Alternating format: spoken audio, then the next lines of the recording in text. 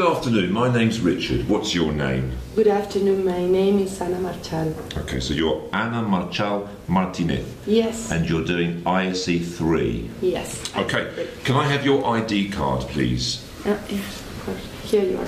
Thank you very much. You're welcome. Okay. Now, we'll start with the topic presentation. What's the title of your topic? Well, I'm going to talk about solar energy in Spain. Okay. Now, you've got a handout for me. Yes. That's fantastic. Okay. Now, while you're talking, you may see me writing notes. I'm not assessing your language. It's just to help me with the topic discussion, help me with ideas for the discussion. So don't worry if you see me writing. Okay. You are going to give your presentation for 4 minutes. So I will put the timer on. So that should help you plan your presentation. You. So please begin. Okay, good afternoon, my name is Ana, and I'm going to talk about solar energy and how Spain turns its back on it. Over the last decade, Spain has gone from providing subsidies to all small-scale energy producers to force them to pay for generating it. In a region or in a country where we've got the 4th highest electricity costs in Europe, and also where there are a lot of regions that enjoy plentiful sunshine, you might think that it makes sense to encourage people to produce their own electricity or their own power. Well, this doesn't occur.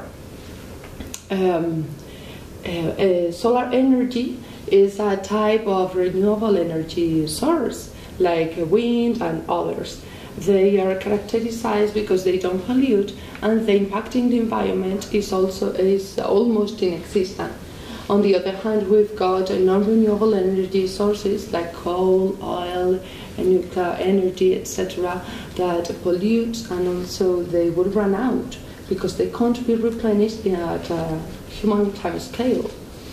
In the way of producing renewable energy sources like solar energy, we've got some companies like Solar Tradex here in Spain that take advantage of technological improvements to help people and business to produce their own power.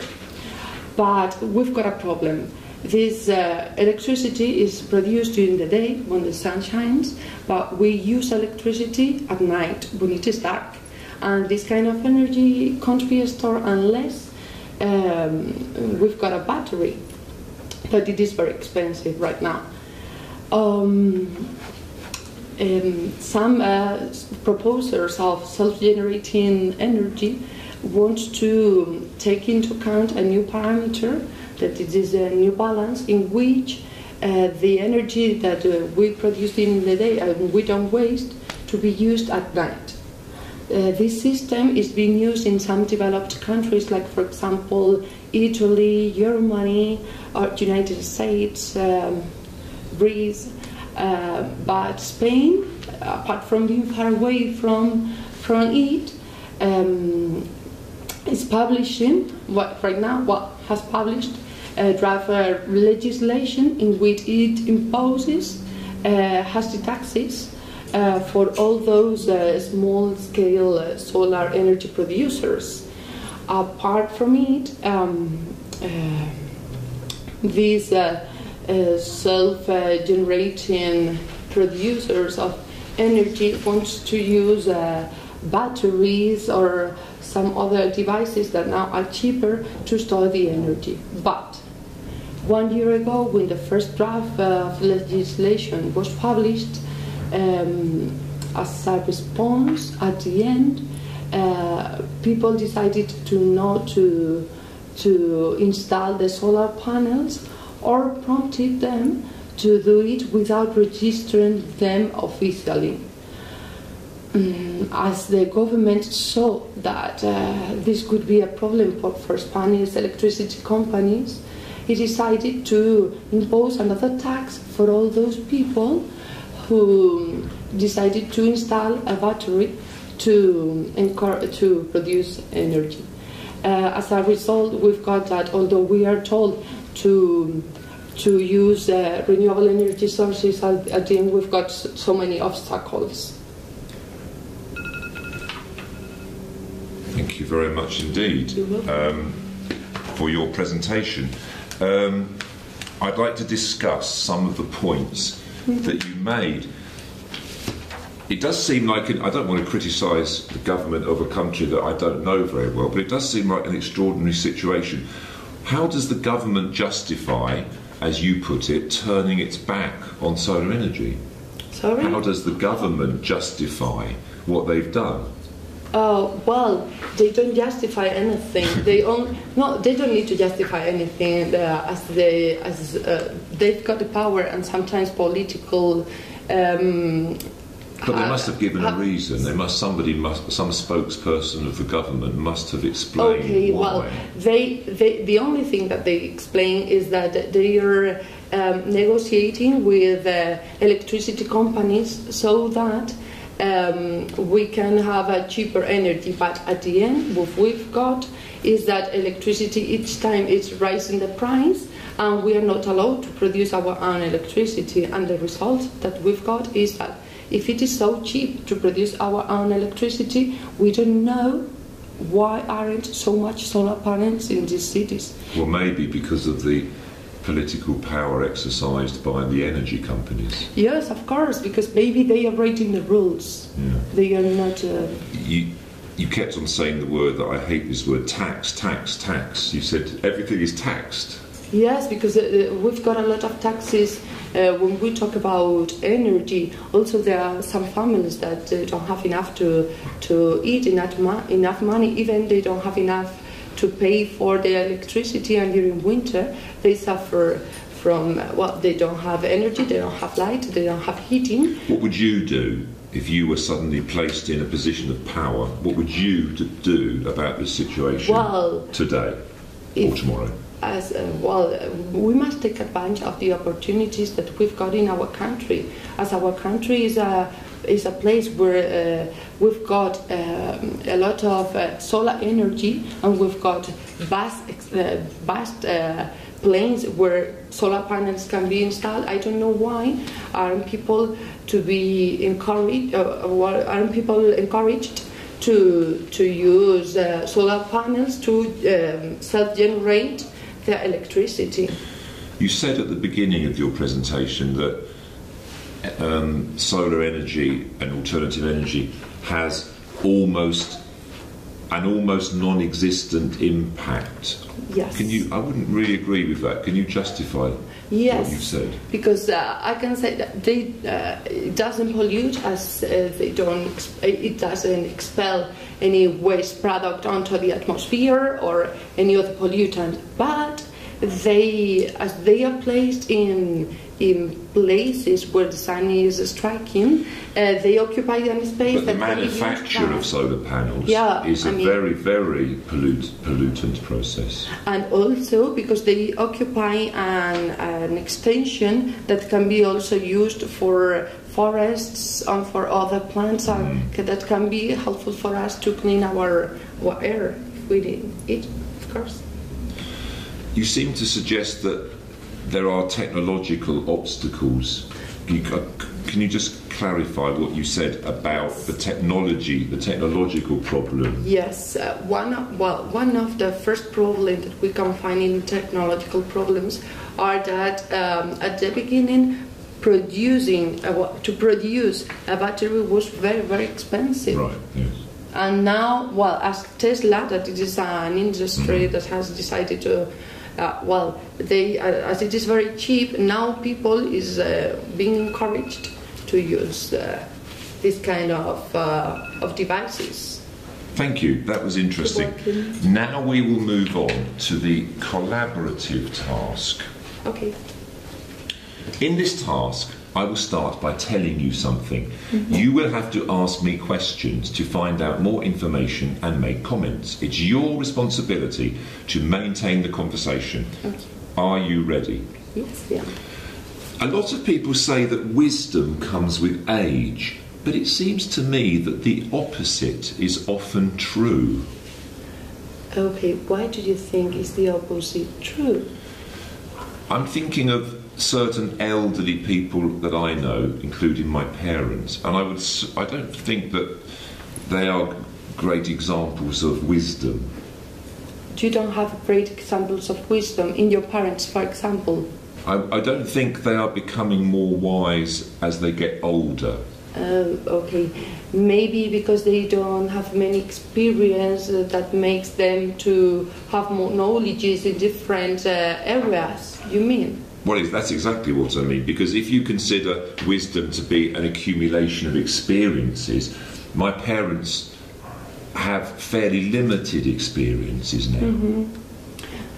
Well, I see your point. Well, sometimes we'll think that living so many experience, we can have a greater wisdom, and there are so many people, especially elderly, that they don't experience or they don't live all the experience that we would like, at least. Yeah. But I think we don't have to. You don't have to live any special experience to improve your wisdom. I mean, through television you can improve your wisdom, although you don't experience this kind of situation by watching them. I mean, or also by reading a book, or also by... No, but for example, in my parents' case, because they don't use the internet and they have absolutely no interest in technology, they are a little bit behind the times in their vision of the world and their attitudes. I see your point. Well, I am convinced that not only the people who is searching or browsing something in the internet can have a greater wisdom. Also, living small experiences with neighbors or what siblings telling to you or whatever, you can raise them. You can improve your wisdom. I mean, or also when you hear a story about something. Well, I've got in my case, my grandma. She doesn't go anywhere because she can't, and but she has a great wisdom because of her son, and well, in special son because they have sons. She has sons. Has told she all the experience that they have been experiencing during the different trips or other. And at the end, she knows a lot about, for example, different countries, different cultures. Okay, thank you. That was interesting. Now we'll move on to the conversation task. Okay, I'd like to talk about independence. I read in the newspaper in the UK, a recent survey showed in the UK, young people aspire to be financially independent by the age of 23. 23. How do you feel about that? So this is a result of a survey in the UK. They aspire. They aspire. Okay. Yeah. So, well, I think independent is something that all the people aim to have at the end. It is a way of having successful or to cope with a different situation, especially when they are near to 23. But do you think that in Spain the age might be different? Well, I was going to compare with it. Well, in Spain there is a real problem that we are suffering right now, that is this crisis that makes difficult for young people to get independent, as the majority of them aren't able to find a job. As they are not economically independent, for them it is very difficult to find the other situation of the independence. So if all these young people in their 20s suddenly found good jobs, would they suddenly... Well, I must clarify that it is not only about economical, but also it is culture. Yes. Here in Spain, we are joined to our family. So... in special Spanish people stay with their family until 30s. more than 20s, especially because during 20s they are studying their career or their grade. If you stay, especially I think as a man, if you stayed with your parents until you were 30 and then you immediately lived with your wife, that's quite a common situation, isn't it? Do you think that affects your attitudes towards women or towards... in my opinion, it is instead of being a problem of being with your family until 30s, it depends on the personality of the person who get independent. Because, for example, in my case, I was living with my family until I finished my studies at university, and when I decided to get independent, when I found a job, I think it was 1 month later I started to live with my boyfriend, and at the end there wasn't any problem apart from the problem that you can find every day, but they weren't so important. It is because maybe both of my boyfriend and us, we were able to live independently, although we were been living during a long time with our family. Thank you. Now we're going to move on to the listening task. So, you are going to hear part of a radio programme about books. You will hear it twice. The first time, just listen. Then I will ask you to summarise the talk in 1 or 2 sentences. Are you ready? Yes, I am. Okay. ISE 3. Task 1. In my recent book, I discussed the subject of routine and the effect it has on our lives. Actually, my original idea was to look at the working methods of successful creative people like writers and artists to see if there were any helpful lessons to be drawn. The more people I examined, the clearer it became that there was one thing the vast majority of them had in common. They had a regular working routine and stuck to it strictly, even obsessively. Their habits and routines often ended up being more like rituals. To take one example, the composer Beethoven apparently used to start each day with a cup of strong coffee made with exactly 60 coffee beans, which he insisted on counting out personally, and that's by no means the oddest ritual I discovered. Obviously, we don't all have to behave like that, but it does appear that routine is something most of us need. Most humans function better when they have some kind of structure to their lives. In fact, without routines for day-to-day activities, nothing much would get done. Transport wouldn't run on time, schools and workplaces would be in a permanent state of chaos, and so on. So, society as a whole seems to favour or even require people with regular lifestyles. But there's a growing body of research suggesting that too much routine is bad for personal well-being. And it's this aspect that much of the book is concerned with. Breaking up your routine and doing something new, it appears, increases your happiness. It's not just a case of getting bored. Routine also increases our sense of time passing by too quickly. When nothing new is happening, we're not so conscious of events and simply don't notice the days and weeks slipping away. There's also an interesting connection between time and memory, or more exactly, 2 kinds of connection. Firstly, a lot of what people accept as naturally increasing forgetfulness as they get older is actually more to do with their lives becoming predictable. It's not so much that they forget things that have happened, but that they didn't really notice them in the first place because they've become so automatic.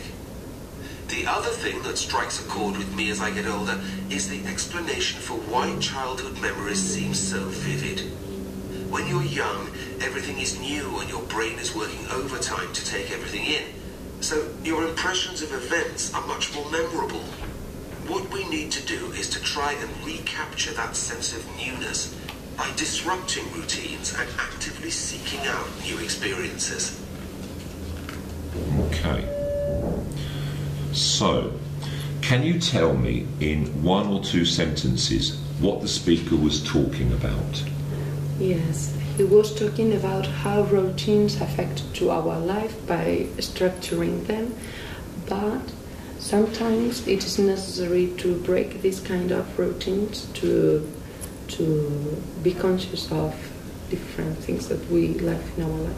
Thank you very much.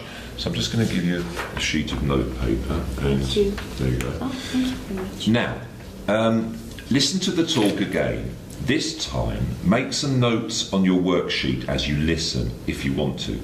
Then I will ask you to tell me the different ways the speaker evaluates the need for routine in our lives, and whether you think he comes to a conclusion. Okay? In my recent book, I discussed the subject of routine and the effect it has on our lives. Actually, my original idea was to look at the working methods of successful creative people like writers and artists to see if there were any helpful lessons to be drawn. The more people I examined, the clearer it became that there was one thing the vast majority of them had in common. They had a regular working routine and stuck to it strictly, even obsessively. Their habits and routines often ended up being more like rituals. To take one example, the composer Beethoven apparently used to start each day with a cup of strong coffee made with exactly 60 coffee beans, which he insisted on counting out personally, and that's by no means the oddest ritual I discovered. Obviously, we don't all have to behave like that, but it does appear that routine is something most of us need. Most humans function better when they have some kind of structure to their lives. In fact, without routines for day-to-day activities, nothing much would get done. Transport wouldn't run on time, schools and workplaces would be in a permanent state of chaos, and so on. So, society as a whole seems to favour or even require people with regular lifestyles. But there's a growing body of research suggesting that too much routine is bad for personal well-being. And it's this aspect that much of the book is concerned with. Breaking up your routine and doing something new, it appears, increases your happiness. It's not just a case of getting bored. Routine also increases our sense of time passing by too quickly. When nothing new is happening, we're not so conscious of events and simply don't notice the days and weeks slipping away.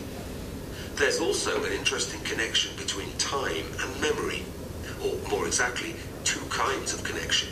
Firstly, a lot of what people accept as naturally increasing forgetfulness as they get older is actually more to do with their lives becoming predictable.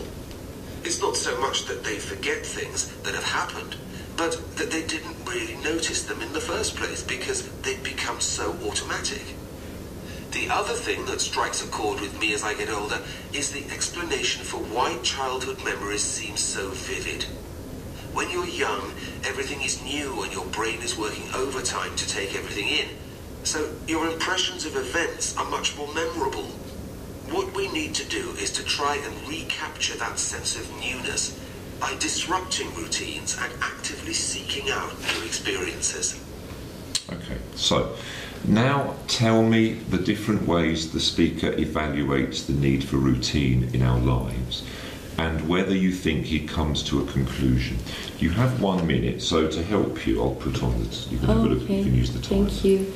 Well, I think routines in our life help us by increasing our happiness because it gives us an order in our day-to-day. Also, we function it better. I mean, we work better when we know what we have to do after this. And also society help us to carry a regular life because transport, the same schedule, etc. And also too much routines are not healthy. But routines help the time passing by more quickly. And sometimes it is necessary to break routines because sometimes we become automatic and we need to have more memorable experiences to feel to live our life like childs do. Thank you, Anna. And that's the end of the test. It's been very nice speaking to you. Thank you very much. The same to you. Thank you. Bye.